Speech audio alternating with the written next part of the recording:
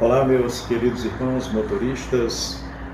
Nesses 2 últimos meses, nós tivemos um índice muito alto de violações de freada brusca. E preocupados com esse problema, resolvemos trazer aqui algumas orientações que podem ser úteis quanto a isso, né? Nós vamos falar um pouco aqui sobre o que é a freada brusca, né? Por que elas acontecem, quais os riscos que elas podem trazer e como evitá-las. Nós sabemos que existem algumas raras situações que nos deparamos no trânsito com algo completamente imprevisível, né? Onde é necessário realizar uma redução brusca de velocidade. As situações, em sua quase totalidade, são em decorrência de erros de terceiros ou fenômenos da natureza.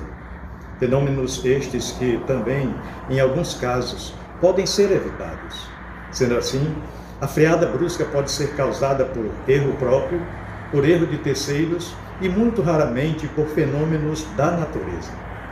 No primeiro caso, ou seja, por erro próprio, por cultura, costumamos atribuí-los a outros, né? E não fazemos uma autoanálise questionando-nos quanto ao que poderíamos ter feito de diferente para evitar aquela violação.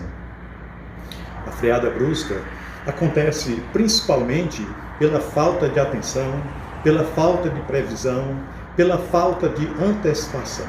Tudo isso nós falamos na semana passada, não é isso? Também por excesso de autoconfiança, né? Ou por avaliações erradas do condutor, ou por negligência, por imprudência, ou até mesmo por imperícia. Os veículos de carga, devido ao porte e ao peso, necessitam de mais espaço para desacelerar ou parar totalmente.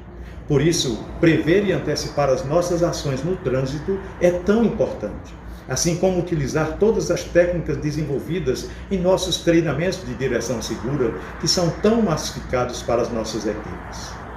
Ao realizar uma freada brusca, o risco de colisão ou de tombamento aumenta consideravelmente. E se o caminhão não dispor de sistema de freios ABS, há uma grande possibilidade das rodas travarem ao entrar em atrito dinâmico, né?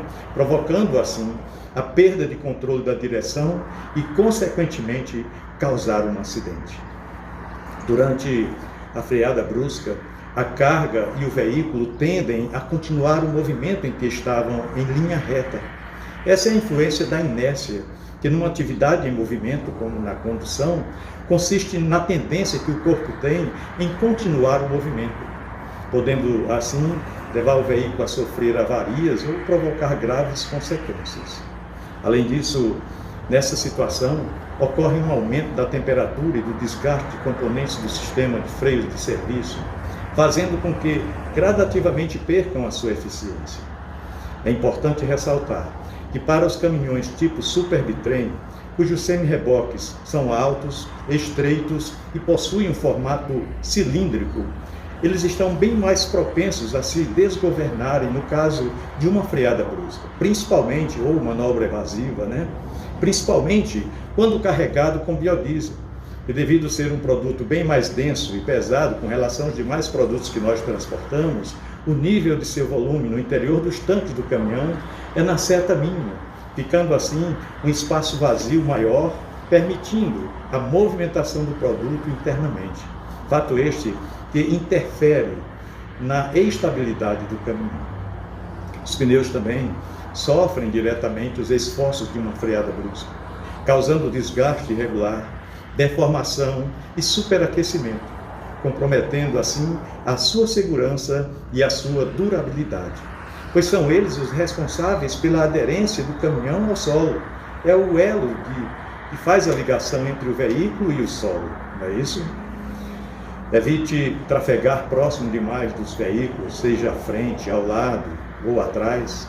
Procure manter uma distância de segmento em relação ao veículo da frente, distância esta que lhe permita reagir, frear suavemente e até parar o caminhão sem que venha colidir no veículo da frente ou gerar uma freada brusca. Mantenha a velocidade compatível sempre.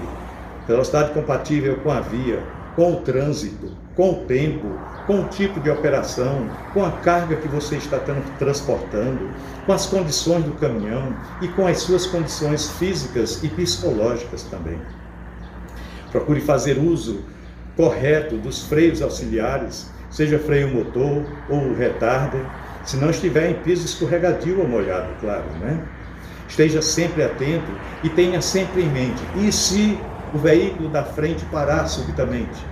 E se tiver o veículo quebrado dentro de uma curva com restrição de visibilidade ou numa via com neblina? E se um pedestre surgir repentinamente na minha frente? Olha, uma das premissas da direção defensiva é dirigir sempre apostando na possibilidade de erro dos outros usuários. Antecipe-se às ações dos outros usuários da via. Hoje, os aparelhos de telemetria são capazes de mostrar essas frenagens bruscas através de cálculos de redução de velocidade. Esses dispositivos são calibrados para emitir alertas quando ocorre uma redução igual ou maior que 11 km por hora em 1 segundo. Uma outra situação é a falta de sensibilidade do condutor com o pedal do freio de serviço, né? E isso se agrava em terrenos com subida íngreme, com caminhão vazio e em qualquer outro tipo de topografia com caminhão em baixa velocidade. Isso porque os freios ficam bem mais sensíveis do que quando o caminhão está carregado. Lembre-se que adotar um estilo de condução preventivo e defensivo reduz o desgaste de peças, possibilita maior intervalo entre as paradas para manutenção e, principalmente, aumenta a sua segurança e a dos demais usuários na via. Lembrando que os grandes vilões geradores de freadas bruscas são trechos com pavimentação esburacada, lombadas físicas, ou seja, quebra-molas, e semáforos com sinal verde velho. Porém, esses vilões serão eliminados ou controlados quando o motorista aplica as técnicas de antecipação de risco no cenário de trânsito, como dirigir sempre com a sua visão central elevada, para que administre com antecedência os riscos identificados ainda no cenário futuro e tome ações de forma gradativa e segura. Movimentar bem os olhos, né, para que faça bom uso da visão periférica também é importante, né?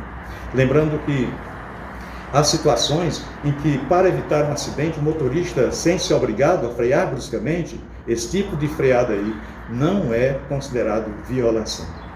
Pois eram essas as orientações para hoje. Desejo a todos uma feliz jornada e um bom trabalho e que Deus nos abençoe.